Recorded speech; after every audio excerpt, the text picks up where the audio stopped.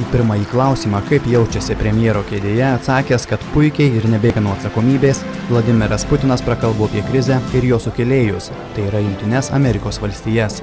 Tačiau išrinktajam prezidentui Barackui Obamai premjeras buvo švelnesnis ir teigiai laukiantis permainų Rusijos ir Amerikos santykiuose.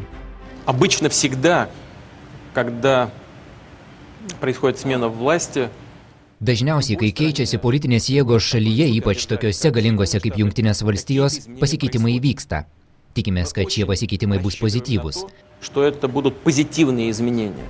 Nuskambėjo klausimas ir apie Putino ir Gruzijos prezidento Saakašvilio santykius. Tiksliau, ar tikrai Putinas yra sakęs Prancūzijos prezidentui Sarkozy, kad norėtų Saakašvilį pakarti už vienos vietos, tai yra už Seiklidžių. Savo ruožtų ministras pirmininkas paklausė, kodėl tik už vienos. Vėliau premjeras užtikrino, kad Rusija nežada pasitraukti iš separatistinių Gruzijos regionų Abchazijos ir Pietų Osetijos, o jei šioms prireiks pagalbos, federacija padės, nes tam reikalui yra sukurtas atskiras fondas.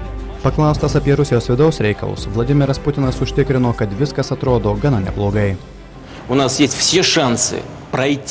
Turime neblogų šansų šį sunkų periodą išgyventi nepatyrę didelių nuostolių.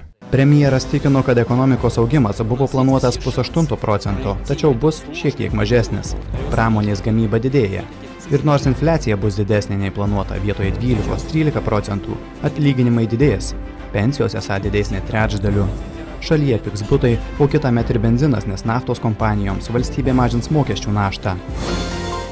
Tačiau, kada baigsis krizė, Putinas pasakyti negalėjo ir pacitavo ekspertų prognozes, kad pasaulyje, o kartu ir Rusijoje krizė baigsis 2–3 kitų metų ketvirtyje, blogiausiu atveju 2010 pavasarį.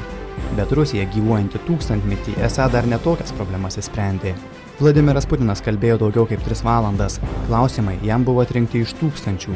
Gyventojai juos registravo telefonu, trumposiomis žinutėmis ir internetu. Reporteris Rimantas Vančys.